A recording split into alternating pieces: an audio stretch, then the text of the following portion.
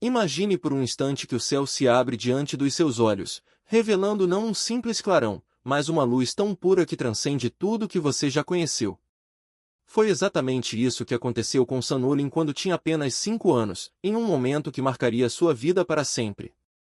Ela cresceu em um lar onde a fé cristã não fazia parte do cotidiano, onde o nome de Jesus era apenas mais uma palavra entre tantas. Mas algo extraordinário estava prestes a mudar tudo. Certa tarde, enquanto brincava, uma melodia celestial a envolveu. Não era uma música comum, daquelas que ouvimos todos os dias. Era algo que tocava a alma, que ecoava dentro dela como se fosse a própria essência da beleza. Curiosa, Sanulin correu até a janela e, ao olhar para o alto, testemunhou algo que desafiava toda a lógica. As nuvens se abriram como um véu sendo afastado, revelando um esplendor dourado, radiante, impossível de descrever com palavras terrenas. E então, ali, no meio daquele cenário divino, ela viu um homem de vestes brancas, parado em uma estrada celestial. Seus olhos, eram tão profundos, tão cheios de amor e paz, que Sanulin sentiu como se todo o universo estivesse contido naquele olhar. Naquele instante, ela não sabia que estava diante de Jesus. Afinal, como poderia? Sua família, embora filipina e majoritariamente católica, nunca havia cultivado uma fé verdadeira. Mas algo dentro dela reconheceu aquilo que palavras não conseguiam explicar. Era como se cada fibra do seu ser soubesse que estava diante da própria fonte de amor, alegria e bondade infinita. A presença daquele homem irradiava uma paz que ela nunca havia sentido antes, uma sensação de plenitude que a envolveu por completo. Os dias se passaram, e Sanulin não conseguia tirar aquela visão da cabeça. Ela olhava para o céu, esperando, quase implorando para que algo assim acontecesse novamente. E então, como se o próprio céu respondesse ao seu anseio, as nuvens se abriram mais uma vez. Dessa vez, não era apenas uma luz dourada que surgia, mas um rio cristalino, fluindo com uma beleza indescritível. As águas brilhavam como diamantes líquidos, refletindo uma pureza que ia além de qualquer coisa que ela já tivesse visto. Era como se o paraíso tivesse se revelado por um breve momento, deixando-a maravilhada e, ao mesmo tempo, com uma sensação de que algo maior estava por vir. Mas nem tudo foram visões de luz e paz. Com o passar dos anos, Sanulin percebeu que sua conexão com o mundo espiritual era mais profunda do que imaginava. Ela sentia como se vivesse em duas realidades distintas. Uma, o mundo físico que todos conhecemos, outra, um plano invisível, repleto de mistérios que nem sempre eram agradáveis. Durante uma visita à casa de seu avô no interior, algo aterrorizante aconteceu. Enquanto dormia, ela foi despertada por uma presença sombria, uma criatura que parecia feita de fumaça negra, mas com forma humana. Era gigantesca, maior do que a própria casa, e se aproximava cada vez mais, como se o ambiente ao redor perdesse toda a sua solidez. As paredes pareciam se dissolver, e Sanulin sentiu como se estivesse flutuando em um espaço sem dimensões, dominada por um medo que ia além do compreensível. Essas experiências, tanto as belas quanto as assustadoras, moldaram sua jornada espiritual de uma forma que ela jamais poderia ter previsto. O que começou como um vislumbre inocente da glória celestial se transformou em uma busca profunda por respostas, por compreender o que significava viver entre dois mundos. E hoje, Sanulin está aqui para compartilhar essa história com você, não como um conto de fantasia, mas como um testemunho real de como o divino pode se manifestar de maneiras que desafiam nossa compreensão. Prepare-se, porque o que você está prestes a ouvir vai mudar sua percepção sobre o que é possível, e sobre o amor que nos cerca, mesmo quando não o vemos. Aquela presença gélida queimava como lava derretida nas profundezas da terra. O frio não era apenas físico, era uma sensação que atravessava a alma, como se o próprio ar se transformasse em algo vivo, pulsante, e ao mesmo tempo, mortal. E o cheiro era algo que nunca mais consegui esquecer. Um aroma distante, quase intangível, mas tão intenso que parecia grudar na língua, como se eu pudesse prová-lo no fundo da garganta. Era doce e podre ao mesmo tempo, como flores murchas deixadas ao sol por dias, misturadas ao odor de carne em decomposição. E o terror não tinha fim. Cada segundo parecia uma eternidade, e eu me perdi em pensamentos frenéticos, repetindo as mesmas palavras em desespero, como se elas pudessem me ancorar à realidade. Cavar coça, uma prece sem sentido, um grito mudo contra o que eu não conseguia nomear. Até que, de repente, tudo desapareceu. Como se nunca tivesse existido. Mas aquela experiência deixou marcas. E quando eu tinha 12 anos, a vida me apresentou algo ainda mais profundo, o Evangelho. Foi através de um vizinho, um homem chamado Cujarras, que havia retornado de outro país convertido ao cristianismo. Ele reuniu as crianças da vizinhança e, com uma simplicidade que me tocou, falou sobre arrependimento. Não eram palavras vazias, eram como flechas que atingiram meu coração. Ele me pediu para ler um trecho da Bíblia, e mesmo sem lembrar o versículo exato, as palavras me atravessaram como fogo. Chorei sem entender direito o porquê. Era como se algo dentro de mim estivesse se quebrando, mas de uma forma boa, purificadora. Pela primeira vez, reconheci minha condição de pecadora, minha solidão, o vazio de não ter paz por perto. E então ele me perguntou: "Você sabe que Deus pode ser seu pai?" Aquela pergunta ecoou dentro de mim como um trovão. Eu nunca tinha conhecido o amor de um pai, e a ideia de que o próprio Criador poderia preencher esse vazio me encheu de uma fome que eu não sabia que existia. Comecei a frequentar a igreja, a devorar as Escrituras, a buscar respostas. Mas o mundo ao meu redor não entendia essa transformação. Fui criado em um ambiente duro, entre pessoas que me ensinaram a ser forte, a nunca demonstrar fraqueza. Quando perceberam que eu estava mudando, que sorria mais, que me tornava mais gentil, acharam que eu estava enfraquecendo. "Ela está ficando mole", diziam. E quando me viram orando antes das refeições, tentando viver uma fé que eles não compreendiam, começaram a me proibir. Fui até o pastor e pedi ajuda, implorei para que intercedessem por mim junto ao meu tio, que tinha autoridade sobre mim até eu completar 18 anos. Mas a resposta foi clara: "Sandy, precisamos obedecer. Você ainda está sob a autoridade deles." Aquilo partiu meu coração. Senti-me abandonada mais uma vez, primeiro pelos meus pais, agora por Deus. Se Ele é todo-poderoso, por que não lutou por mim? Eu me perguntava. Será que Ele não me quer como filha? Foi então que a rebeldia tomou conta de mim. Se Deus não me queria, eu encontraria meu próprio caminho. E assim, mergulhei em tudo que uma adolescente ferida poderia buscar: festas, amizades vazias, uma busca desesperada por algo que preenchesse o vazio que a fé não havia conseguido. Mas quanto mais eu me afastava, mais as trevas pareciam se aproximar. Até que, aos 17 anos, no primeiro ano da faculdade, conheci uma amiga que mudaria tudo. Ela era uma Wiccan, uma seguidora de uma espiritualidade que, na época, me parecia fascinante. Havia algo nela, uma paz, uma conexão com o invisível, que me atraiu. Ela falava de rituais, de energias, de uma força que permeava todas as coisas. E eu, sedenta por respostas, me deixei levar. Mas o que eu não sabia era que, por trás daquela aparente beleza, havia algo muito mais sombrio. As pessoas que me criaram, aquelas que eu chamava de família, praticavam rituais antigos, oferecendo sacrifícios a deuses que, na verdade, não passavam de demônios disfarçados. Eles acreditavam que, ao derramar sangue nos umbrais das portas, ao enterrar animais mortos nos quintais, ao entoar cânticos em línguas estranhas, estavam protegendo suas casas. Se não fizermos isso perfeitamente, algo ruim acontecerá, diziam. E eu, que ainda não entendia o poder do sangue de Cristo, não sabia que aquelas práticas eram portas abertas para o mal. Hoje, olhando para trás, vejo como tudo aquilo era uma distorção grotesca da verdade, uma sombra do que Deus havia planejado para nós. Mas naquela época, eu estava cega. E as trevas, pouco a pouco, começaram a me envolver. Realme onde o vazio não é apenas ausência, mas uma presença sufocante.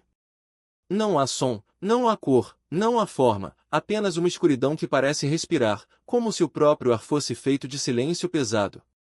E o mais aterrorizante? Você sabe que está lá, mas não consegue se lembrar de como chegou. É como acordar de um sonho dentro de outro sonho, só que o segundo sonho é real demais para ser ignorado. Eu tentava gritar, mas minha voz não saía. Tentava correr, mas meus pés não se moviam. Era como se o tempo tivesse parado, mas minha mente continuasse girando em círculos, cada vez mais rápido, até que eu não sabia mais se estava acordada ou se já fazia parte daquele nada. E então, havia os seres. Não eram como os demônios que eu imaginava nas histórias, aqueles com chifres e garras. Eram piores.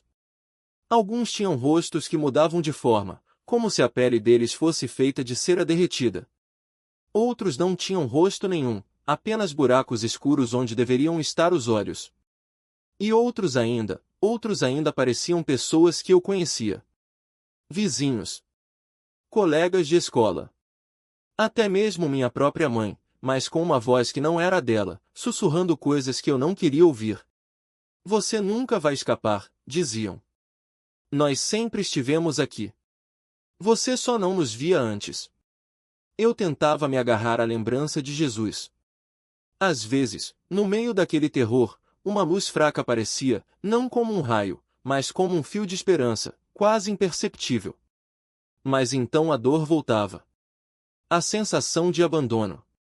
Se ele realmente se importasse, não teria me deixado aqui, eu pensava. E essa dúvida era como veneno. Cada vez que eu a repetia, a luz ficava mais fraca, até que eu mal conseguia enxergá-la. O pior era saber que eu mesma tinha aberto as portas. Cada ritual, cada convite sussurrado, cada vez que eu disse sim quando deveria ter dito não, tudo isso tinha me levado até ali. E agora, as trevas não queriam me soltar. Elas me cercavam, não com correntes, mas com promessas. Fique conosco, diziam. Aqui, você nunca mais vai se sentir sozinha. Aqui, você é poderosa. Aqui, você não precisa dele. E por um tempo, eu quase acreditei. Mas havia algo dentro de mim que ainda lutava. Algo que não era meu, mas que insistia em existir, mesmo quando eu tentava sufocá-lo. Era como um fogo que não se apagava, por mais que eu jogasse terra em cima. E foi esse fogo, essa convicção teimosa, que um dia me fez parar e perguntar, e se eu estiver errada? E se ele nunca me abandonou? E se eu é que o abandonei? Foi o começo de tudo. O primeiro passo para fora da escuridão. Mas antes disso, eu precisei encarar o que tinha me tornado. E o que eu vi me assustou mais do que qualquer espírito.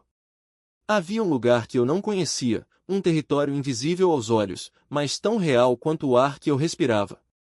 Não era um destino final, mas uma espécie de anticâmara, um limbo onde as almas em trânsito aguardavam, como passageiros em um aeroporto cósmico, antes de serem chamados para seu verdadeiro destino.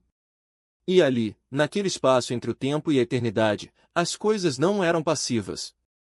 Havia movimento. Havia estratégia. Não era um vazio, como eu imaginava. Era um campo de batalha. Lá, nas dimensões que a Bíblia chama de regiões celestiais, os espíritos não vagavam sem propósito. Eles se reuniam. Planeavam. Conspiravam. Em 2 Crônicas 18, um espírito mentiroso se apresenta diante do Senhor e diz, eu o enganarei. E assim, com permissão divina, ele parte para cumprir sua missão, manipular profetas, distorcer a verdade, levar um rei à ruína. Não era uma ação isolada. Era uma operação. Uma conferência de guerra. E se os poderes das trevas se organizavam, os exércitos celestiais também não ficavam parados. Daniel 10 nos mostra um anjo lutando contra principados e potestades para entregar uma resposta a um homem de oração. Deus não está alheio ao que acontece nas sombras. Ele sabe o que é tramado na escuridão, porque ele é a luz que a ilumina. Ele conhece cada reunião, cada plano, cada emboscada espiritual antes mesmo que ela se concretize. Mas aqui está a verdade que me sacudiu, esses reinos não são autônomos. Eles respondem. Eles se movem de acordo com a demanda do coração humano. Quando o povo de Israel abandonou o Senhor para adorar Baal e Azerá, Deus permitiu que os demônios por trás daqueles ídolos ganhassem influência. Não porque ele os aprovasse, mas porque o povo escolheu aquilo. Eles rejeitaram a verdade e abraçaram a mentira, e a mentira, então, encontrou terreno fértil para crescer. E hoje? Ainda é assim. Quando nos recusamos a ouvir a palavra de Deus e preferimos mensagens que alimentam nosso ego, que nos dizem o que queremos ouvir em vez do que precisamos ouvir, estamos abrindo portas. Estamos convidando principados a se estabelecerem em nossas vidas. Estamos, sem perceber, participando de suas conferências. Mas há uma arma que interrompe esses planos. Uma força que desestabiliza as estratégias do inimigo antes mesmo que elas sejam executadas: a oração. Não é uma oração qualquer. Não é um pedido tímido, cheio de ressalvas: se for da tua vontade, Senhor, me dá isso, mas se não for, tudo bem também. Isso não é fé. Isso é dúvida disfarçada de humildade. A oração que move o céu é aquela que arde com a certeza de quem já recebeu. É o incenso que sobe ao trono de Deus, perfumando os céus com a fragrância da confiança. É o clamor de quem sabe que, no momento em que a petição deixa seus lábios, ela já está sendo processada nos reinos espirituais, como uma encomenda divina, despachada pelo próprio Deus. E sabe o que acontece quando essa oração chega ao seu destino? Ela não volta vazia. Ela não fica pairando no limbo. Ela intercepta. Ela desvia flechas. Ela quebra cadeias. Ela muda o curso de batalhas que nem sabíamos que estavam sendo travadas. Mas há um detalhe crucial: a resposta depende da nossa resposta. Deus não força sua vontade sobre nós. Ele a oferece. E se, quando a resposta chega, nós a rejeitamos, por medo, por incredulidade, por preferirmos a segurança da nossa zona de conforto, ela se dissipa como fumaça. Porque a fé não é apenas pedir. É receber. É abrir as mãos e dizer: sim, Senhor. Eu creio. Mesmo que não veja, eu confio. E quando fazemos isso, algo extraordinário acontece. As conferências dos principados são interrompidas. Os planos das trevas são frustrados. E o reino de Deus avança, não por acaso, mas porque alguém ousou crer que sua oração tinha poder. Porque alguém entendeu que, nas regiões celestiais, há um Deus que ouve, que vê, que age e que está esperando por você. Fluir como um rio sem obstáculos. Porque a oração não é apenas palavras jogadas ao vento, é alinhamento. É sintonia com o coração de Deus. E quando há unidade, quando 2 ou 3 se reúnem em seu nome, algo sobrenatural acontece: o céu se move. Imagine uma corrente elétrica percorrendo os céus. A oração sobe como um raio, carregada de poder, mas para que a resposta desça, é preciso persistência. É preciso aquela oração de acompanhamento, aquela fé que não desiste. Porque quando a resposta chega, ela não volta vazia, ela se estabelece. Ela permanece. E é por isso que testemunhamos libertações, curas, restaurações que pareciam impossíveis. Lembra-se daquela mulher que clamou por anos por libertação? Quando finalmente recebeu, ela disse: eu não sabia que bastava voltar para Jesus, que bastava deixar sua luz me invadir. Porque este é o reino do tempo, onde tudo pode ser redimido. Onde um dia pode valer por 1000 anos, e uma palavra de Deus pode restaurar o que o inimigo tentou destruir. Foi assim com Jó. Não foi apenas o que ele perdeu que foi devolvido, foi algo maior, mais glorioso. Porque quando Deus restaura, Ele não apenas conserta. Ele transforma. E aqui está o segredo: os anjos são ministros do Espírito. Eles são atraídos pela gratidão, porque ela é o perfume do céu. Quando o seu coração transborda de ações de graças, você se torna um ímã para o sobrenatural.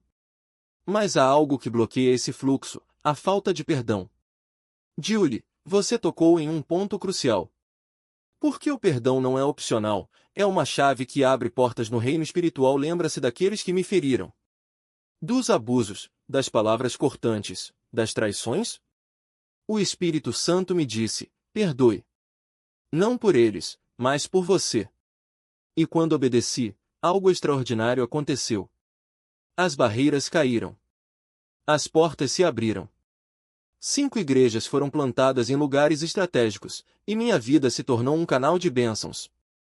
Porque o perdão não é fraqueza, é poder. É a prova de que você passou no teste. E há 5 testes que todo crente enfrenta: o teste da fé, o teste do tempo, o teste da pureza, o teste do perdão e o teste do amor. O perdão está no topo porque ele liberta. Ele remove o peso que sufoca a alma e abre caminho para que Deus opere. Quando você perdoa, você entra no descanso. E no descanso, Deus age. Mas há um detalhe que não podemos ignorar: o inimigo copia. Ele imita. Ele cria falsificações brilhantes, atraentes, quase perfeitas. Já viu como o mundo das trevas opera com uma disciplina assustadora? Como obedecem sem questionar, como se movem em sincronia. É impressionante, mas é vazio. Porque sem amor, tudo isso não passa de uma máquina fria, sem alma. Nós, porém, temos algo que eles nunca terão: o amor de Cristo. Mas às vezes, mesmo entre nós, falta maturidade. Falta profundidade. Falta aquele amor que não busca seus próprios interesses, que não guarda rancor, que não desiste. E é aí que o inimigo ganha terreno. Por isso, a oração é uma jornada. Às vezes, começa pesada, como se o ar estivesse carregado. Mas quando você persiste, quando você rompe as barreiras, o céu responde. A atmosfera muda. E é nesse momento que os guerreiros de oração precisam estar atentos, porque o inimigo não desiste facilmente. Ele tenta distrair, confundir, desanimar. Mas quando você permanece firme, quando você não desvia o olhar de Jesus, algo acontece: a vitória é declarada. E essa vitória não é apenas sua.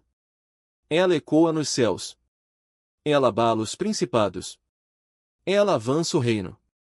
Porque cada oração, cada ato de fé, cada momento de gratidão e perdão é um tijolo na construção do que Deus está fazendo na terra.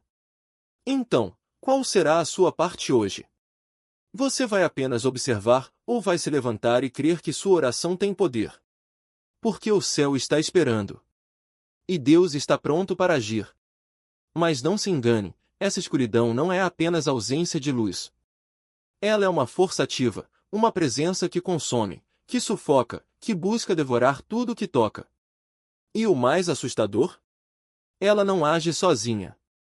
Há aqueles que, mesmo vivos, escolhem se aliar a ela, não por ignorância, mas por uma sede insaciável de poder.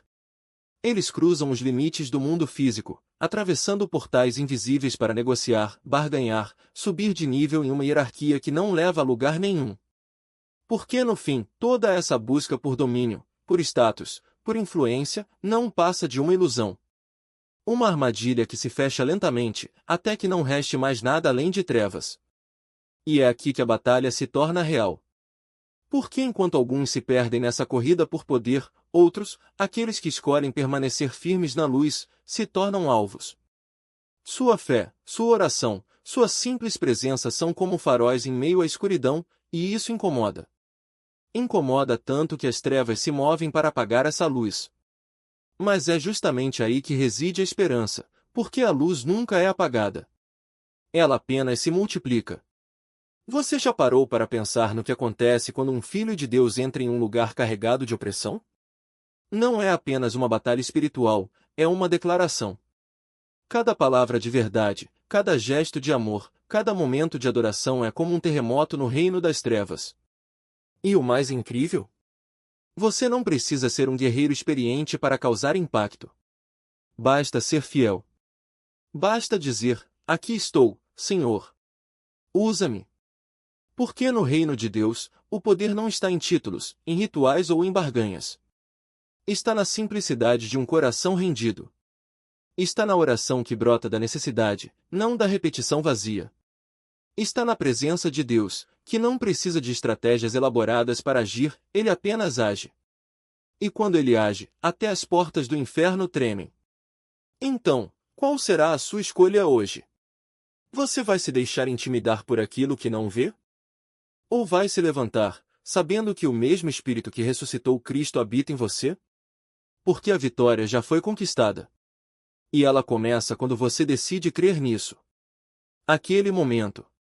E sabe o que mais me marcou? Não era apenas o ódio dela, era a impotência.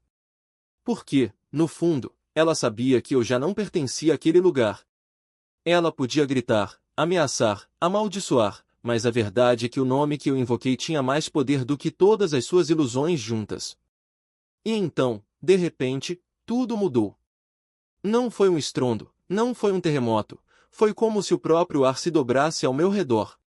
Uma presença suave, mas irresistível, me envolveu, e eu soube, no mais profundo do meu ser, que era ele. O mesmo Jesus que havia partido o véu da morte agora partia as correntes daquele inferno. E enquanto eu era erguido para fora daquele abismo, ouvia a voz dele, não em palavras audíveis, mas em uma certeza que queimava dentro de mim: você é meu. E onde eu estou, você também estará. Julie, você já parou para pensar no que significa ser livre de verdade? Não é apenas não estar preso, é saber que, mesmo nas trevas mais densas, há uma luz que não pode ser apagada. Aquela menina, com todo o seu poder demoníaco, não podia me tocar porque eu já não era dela. E o mesmo vale para você. O inimigo pode rugir, pode tentar te arrastar, pode até fazer você sentir que não há saída. Mas se você pertence a Cristo, ele não tem autoridade sobre você. Nenhuma. Lembra-se daquela sensação de desespero que eu descrevi? Da sede insuportável, da falta de ar, da voz que não saía? Pois é exatamente isso que o pecado faz com a gente. Ele nos rouba a vontade, nos sufoca, nos faz acreditar que não há esperança. Mas Jesus não veio para nos deixar ali. Ele veio para nos arrancar das garras da morte, e ele já fez isso na cruz. O preço foi pago. A vitória foi conquistada. E agora, a única pergunta que resta é: você vai viver como se ainda estivesse preso, ou vai se levantar e andar na liberdade que já é sua?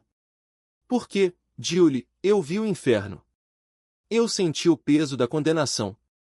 E eu também vi o céu, não como um lugar distante, mas como uma realidade que invade o presente quando clamamos pelo nome que está acima de todo nome. Não há comparação. Não há dúvida. Não há espaço para negociação. Ou você está de um lado, ou está do outro. E se você escolher ficar com ele, saiba de uma coisa: as trevas podem gritar, mas elas não podem vencer. Porque o mesmo poder que ressuscitou Jesus dos mortos está vivo em você. E isso muda tudo. Eu vi aquele lugar. Não era apenas uma visão passageira, era uma realidade crua, esmagadora. O chão rachado como pele seca, sem uma gota de água, sem um sopro de alívio. E então, ele apareceu, uma figura colossal, escura como a noite sem estrelas, um pastor das trevas. Não um pastor de ovelhas, mas de almas acorrentadas. Elas vestiam trapos vermelhos, sujos, rasgados, arrastando-se em transe, como sonâmbulos condenados. Seus passos eram mecânicos, seus olhos vazios, e eu sabia, elas não estavam caminhando para lugar nenhum. Estavam sendo conduzidas. Eu as segui. Vi o destino final. Uma boca escancarada, um abismo sem fundo, e elas caíam, uma a uma, como folhas mortas. Gritei. Corri. Tentei alcançá-las, mas algo me segurava, uma barreira transparente, como água cristalina, impenetrável. Parem! Parem, eu suplicava, mas elas continuavam caindo, caindo, caindo. E eu não podia fazer nada. Nada. Quando voltei, a sede me consumiu. Não era sede de água, era sede de vida. Minhas veias ardiam, minha garganta queimava, como se cada célula do meu corpo implorasse por algo que só o céu poderia dar. E quando finalmente encontrei água, foi como se o próprio inferno tivesse sugado até a última gota de esperança de mim. Eu chorei. Não eram lágrimas de tristeza, eram lágrimas de impotência. De ver aquelas almas se perderem e não poder salvá-las. De saber que, mesmo acordada, aquela visão me perseguia, me esmagava, me transformava. Na faculdade, aquilo se tornou um pesadelo recorrente. Eu via o mesmo lugar, as mesmas almas, a mesma queda sem fim. E com o tempo, algo dentro de mim começou a apodrecer. Não era só dor, era rejeição, abandono, ódio. Ódio por mim mesma, por não poder fazer nada. Ódio por Deus, por permitir aquilo. Onde você estava? Eu gritava em silêncio. Onde estava quando eu mais precisei? Quando fui abandonada, traída, ferida. Quando ninguém me defendeu. A raiva se tornou rebelião. A rebelião, um muro entre mim e tudo o que eu conhecia. Foi então que conheci meu pai. 17 anos de ausência, e a primeira coisa que quis fazer foi cuspir na cara dele todas as perguntas que queimavam dentro de mim. Onde você estava quando eu apanhava? Quando chorava sozinha? Quando ninguém me protegia? Mas as palavras que saíram foram as mesmas que eu guardava para Deus. Porque, no fundo, eu via o Pai Celestial através dos olhos de um pai terreno que falhou. E se ele também tinha falhado comigo? A dor me levou para longe de casa. Eu fugi. Morei com um namorado, depois em uma igreja, dormindo no chão, varrendo os corredores porque era a única coisa que me restava. Até que um dia, um pastor olhou para mim e disse: Sandy, não importa de onde você veio. O que importa é para onde você está indo. E então, como um trovão em meio ao caos, ele profetizou: você vai viajar o mundo. Vai tocar nações. Sua vida será um monumento da graça de Deus. Aquelas palavras não eram apenas promessas. Eram uma chave. Porque, naquele momento, eu entendi, o inferno que eu via não era o fim da história. Era apenas o aviso. E se Deus me mostrou aquilo, não foi para me destruir, foi para me preparar. Para que eu soubesse, com cada fibra do meu ser, que o mesmo poder que partiu as cadeias de Jesus pode partir as minhas. Que a mesma voz que disse Lázaro, vem para fora, pode gritar para as almas perdidas, chega. Basta. E foi assim que tudo mudou. Não porque a dor desapareceu, mas porque eu parei de perguntar onde Deus estava e comecei a perguntar onde Ele está agora. E a resposta? Bem aqui. Dentro de mim. Ao meu lado. Lutando por cada alma que ainda não caiu. Porque se há um inferno, há também um céu, e o céu não é um lugar distante. É um poder vivo. É uma escolha. E hoje, eu escolho lutar. E então, veio o colapso. Não um colapso de derrota, mas aquele que precede a rendição verdadeira, quando as muralhas que você ergueu por anos finalmente racham, e a luz que você tanto resistiu invade cada fresta. Eu estava dura, sim, porque a rebeldia ainda era minha armadura. Mas ali, pela primeira vez, alguém me falou de semeadura sem cobrança, de tinta derramada sem exigir que eu entendesse cada letra. Eu conhecia Jesus, mas não conhecia a profecia. Não sabia que a palavra não era um código a ser decifrado, mas um abraço a ser recebido. E quando aquelas palavras tocaram minha alma, não houve explicação, só um eco que atravessou décadas de cicatrizes. De onde você veio não importa. O que importa é para onde você está indo. De repente, as promessas da Bíblia deixaram de ser versos distantes e se tornaram meu nome sussurrado pelo vento. Você é mais que vencedora. Você é uma terminadora. Por que Deus não começa o que não termina? E se Ele disse que me levaria a terras desconhecidas, que eu brilharia onde antes só havia sombra, que meu nome seria escrito em lugares que eu nem ousava sonhar, então, por mais que minha mente não compreendesse, meu espírito reconheceu, isso é para mim. Mas a graça, a graça. Ela sempre foi meu maior desafio. Como aceitar algo que não se conquista? Como receber o que não se merece? E então, naquele chão de igreja, com o balde e o esfregão nas mãos, eu entendi. A graça não é um prêmio, é um convite. Um convite para parar de lutar contra o amor e simplesmente deixar que ele me carregasse. E quando o pastor me disse, Julie, por 3 anos, você vai limpar este lugar, eu não sabia que estava sendo preparada. Não sabia que cada esfregada no piso era uma oração silenciosa, cada gota de suor, uma confissão de que eu não tinha mais forças para carregar minhas próprias correntes. Até que veio o momento. O momento em que o silêncio da madrugada foi rasgado por uma voz que não vinha de lugar nenhum, e, ao mesmo tempo, de todos os lugares. Minha filha, você vai terminar. Não era uma promessa vaga. Era uma ordem. Uma declaração de guerra contra todas as minhas dúvidas. Eu olhei ao redor, procurando a origem daquele som, mas só encontrei o vazio, e, dentro dele, a presença mais real que já havia sentido. Como, Deus? Como terminarei se sou nada? Se meus pais me abandonaram, se não tenho ninguém, se até meu sonho de faculdade parece um sonho morto. Mas ele não me respondeu com lógica.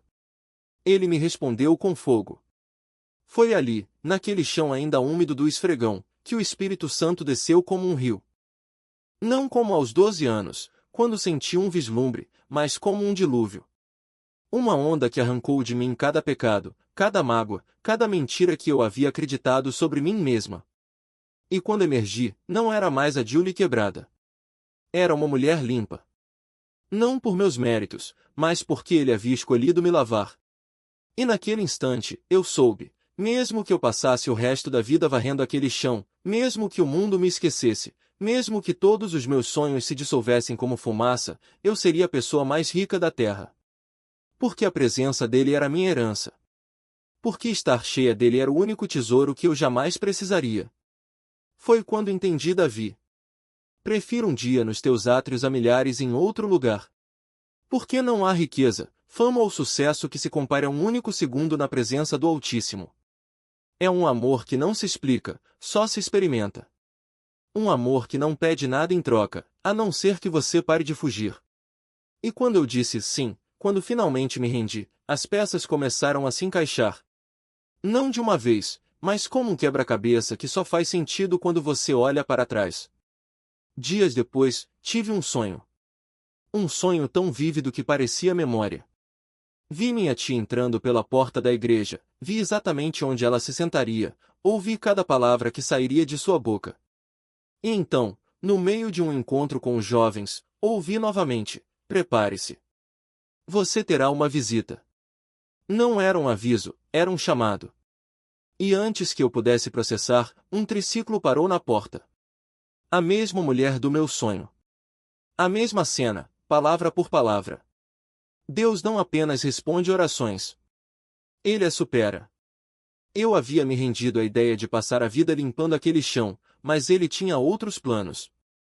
Porque o primeiro ministério que ele me deu não foi um púlpito, foi um esfregão. Foi ali que aprendi a servir. Foi ali que minha rebeldia foi quebrada, minha arrogância, esmagada. Foi ali que entendi que o chamado de Deus não é sobre o que você faz, mas sobre quem você se torna enquanto faz. E se ele começou me ensinando a humildade, era porque sabia que um dia eu precisaria dela para carregar o peso da sua glória. E eu não soube responder. Porque, na verdade, eu já tinha passado por tantas águas turbulentas, a perda, o luto, a desilusão, e, em todas elas, eu havia gritado, questionado, até mesmo duvidado. Mas ali, diante dele, com o oceano se erguendo como um muro à minha frente, algo em mim se quebrou. Não era medo. Era vergonha. Porque, no fundo, eu sabia a resposta. E então, ele me lembrou. Quando você estava afundando no hospital, depois do aborto espontâneo, e o médico disse que talvez nunca mais pudesse ter filhos, quem segurou sua mão? Eu me lembrei do choro silencioso no banheiro, da sensação de que o mundo tinha desabado, e de como, no meio daquele caos, uma paz inexplicável me envolveu. Quando você perdeu tudo, a casa, o emprego, a segurança, e acordou em um abrigo, quem sussurrou "Eu estou aqui"? Eu me vi ajoelhada no chão frio, com as mãos trêmulas, e ouvi novamente sua voz: "Minha graça te basta." E então, ele apontou para o muro de água à nossa frente. Agora, filha, é hora de você lembrar. Não é sobre a tempestade. É sobre quem te segura no meio dela. E antes que eu pudesse reagir, o oceano se abriu. Não como um caminho calmo, mas como um redemoinho de luz e força, arrastando-me para dentro de algo maior do que eu. Não era um escape, era um mergulho. Um chamado para confiar, mesmo quando a correnteza ameaçava me arrastar. Quando acordei, meu rosto estava molhado, de lágrimas, não de água. E eu soube, com uma certeza que queimava no peito, que Deus não estava me levando para um lugar seguro. Ele estava me preparando para algo perigoso, para ser uma voz no meio do caos, para segurar a mão de quem afunda, para dizer, com a minha própria vida, que ele nunca a solta. Hoje, quando olho para trás, vejo que cada dor, cada perda, cada momento em que achei que estava sozinha, na verdade, era ele me moldando. Não para uma vida fácil, mas para uma missão impossível de viver sem ele. E sabe o que é mais lindo? Não sou eu quem segura as pessoas. Sou apenas a mão estendida, apontando para aquele que as segura de verdade. Porque, no fim das contas, o chamado não é sobre o que fazemos. É sobre quem nos tornamos quando deixamos Deus nos levar para as profundezas, e descobrimos que, lá embaixo, Ele já estava nos esperando. E ali, naquele instante em que as palavras dele tocaram minha alma, nunca, em nenhum momento, eu te abandonei, algo dentro de mim se quebrou. Não foi uma queda, mas uma rendição. Caí de joelhos, não por fraqueza, mas porque finalmente entendi, o chão sempre foi o lugar certo para estar diante dele. E quando olhei para Jesus, não foi com os olhos da carne, mas com os da memória. Vi-me criança, encolhida no canto de um quarto escuro, chorando uma dor que não tinha nome. E ele estava lá. Não como um espectador, mas como um pai que se ajoelha para enxugar minhas lágrimas antes mesmo que eu as derramasse. Vi-me adolescente, rebelde e ferida, gritando contra o mundo porque ninguém me entendia, e, no silêncio, ele me envolveu em um abraço que calou todas as minhas perguntas. Vi-me adulta, esmagada pelo peso de batalhas que nem sabia que estavam sendo travadas, e ali, no meio do caos, ele entrou no meu quarto e o transformou em um universo inteiro. As paredes se dissolveram em estrelas, o teto se abriu para galáxias, e no centro de tudo, ele me olhava com uma dor que não era minha, mas dele. Porque o Calvário não foi um momento isolado. Foi um amor que se estendeu por toda a eternidade, passado, presente e futuro. Ele não apenas morreu por nós, ele ressuscitou e continua vivo, ativo, pulsando em cada lágrima que cai, em cada coração partido, em cada criança abandonada, em cada alma que se sente esquecida. E quando ele me deixou ver, por um segundo, o que sente por nós, quase não suportei. Era um amor tão vasto que ameaçava me despedaçar, como se meu peito não fosse grande o suficiente para contê-lo. Como se eu fosse explodir em pó diante de tanta intensidade. Porque ele não apenas entende a nossa dor, ele a carrega. Cada rejeição, cada abandono, cada ferida que pensamos ser só nossa, ele as sente como se fossem suas.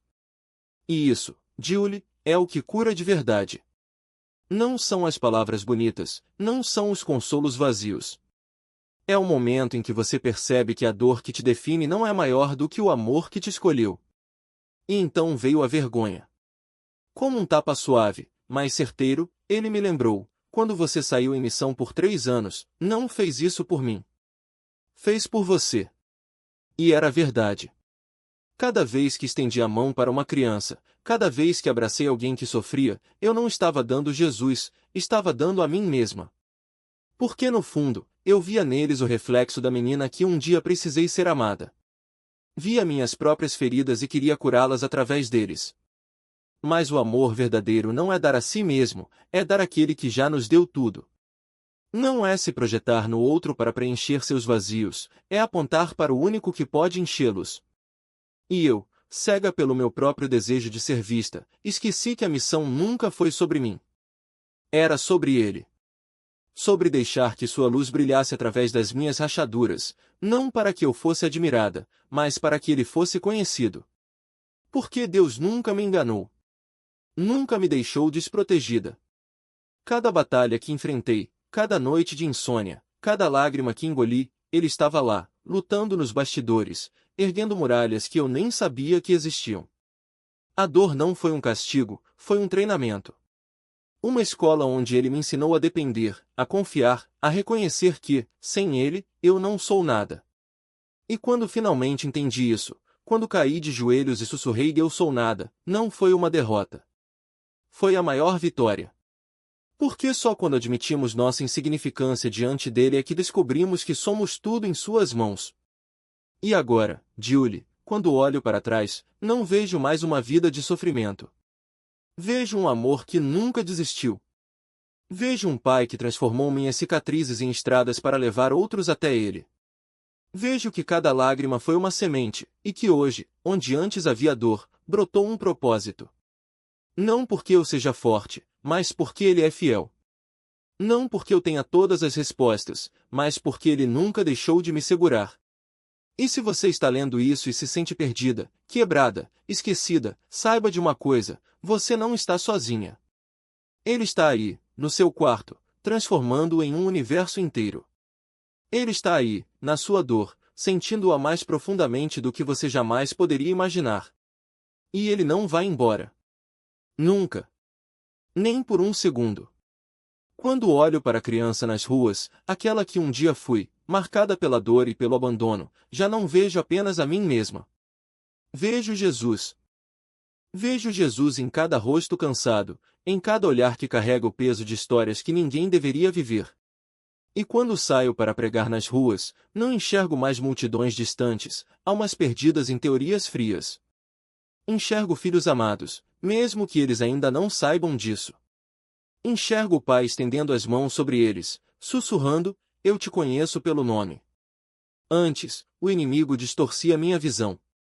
Ele me fazia enxergar o mundo através das lentes do inferno, pessoas como ameaças, corações como pedras, vidas como números. Mas agora? Agora, quando olho para alguém, algo dentro de mim se quebra.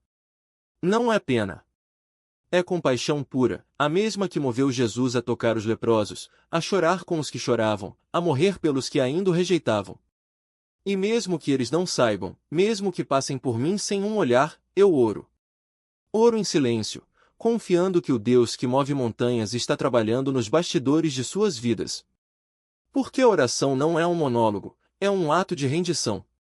É dizer, Pai, eu não sei o que fazer, mas tu sabes. Eu não vejo o fim, mas tu já estás lá. E sabe o que é mais lindo? Essa transformação não ficou só comigo. Ela alcançou minha família, sim, até mesmo aqueles que um dia foram instrumentos de dor. Meus filhos aprenderam a ver o mundo com os olhos de Cristo. Eles entendem que dar não é esmola, é semear amor. Que compaixão não é fraqueza, é a força que move o céu. Crescemos juntos, de glória em glória, como árvores que, mesmo plantadas em solo árido, estendem raízes profundas e florescem contra todas as probabilidades. E quando olho para trás, para essa jornada de cinzas que se tornou um jardim, só consigo fazer uma coisa, levantar as mãos e dizer toda a glória é tua, Senhor. Porque não foi minha força. Não foi minha sabedoria. Foi Ele, trabalhando nos detalhes, tecendo beleza onde só havia caos, transformando lágrimas em rios de vida. E se você está lendo isso e sente que sua história não tem mais jeito, deixe-me te contar um segredo, Deus não terminou com você. Ele está escrevendo os melhores capítulos agora, aqueles que nem você consegue imaginar. Então, Jesus, nós te amamos. Não por obrigação, mas porque o teu amor nos alcançou primeiro. E hoje, enquanto compartilhamos essas palavras, nós te exibimos. Não como um conceito, mas como um pai que se inclina para secar nossas lágrimas, como um médico que toca nossas feridas e diz, eu levo isso, como um rei que reina não com espada, mas com um coração que sangra por seus filhos. Espírito Santo, nós te convidamos. Flua sobre cada pessoa que ouve essa mensagem. Que elas sintam, não apenas escutem. Que o teu amor as envolva como um abraço que não solta. Que a tua paz, que excede todo entendimento, guarde seus corações e mentes em Cristo Jesus. E que, ao final, não reste dúvida, tu és Deus. Tu és bom. E tu estás aqui. Nós te pedimos, Senhor, que teus anjos ministrem sobre cada vida que foi tocada hoje. Que tragam cura onde há dor, esperança onde há desespero, luz onde há escuridão. Que cada palavra plantada germine em fé, que cada lágrima derramada se transforme em adoração. Porque o teu reino não é de palavras vazias, é de poder. E esse poder está avançando, conquistando corações, restaurando o que foi quebrado, reescrevendo destinos. Lembra-te, filho, filha, o Senhor, o teu Deus, está contigo. Ele é poderoso para salvar. Ele se deleita em ti. Ele canta sobre ti. E no silêncio da tua noite, Ele te acalma com o seu amor. Não há lugar onde Ele não esteja. Não há dor que Ele não possa transformar. Não há vida que Ele não possa redimir. Então, receba. Receba essa verdade como um presente. Deixe que ela penetre sua alma, que cure suas feridas, que fale ao seu espírito. Porque o Espírito de Deus está aqui, agora, movendo-se como um rio de vida. E onde ele flui, tudo se renova. Nós te amamos, Jesus. Obrigado por teu amor incondicional, por tua graça que nos sustenta, por tua paz que nos guarda. Porque teu é o reino, o poder e a glória, para sempre. Amém.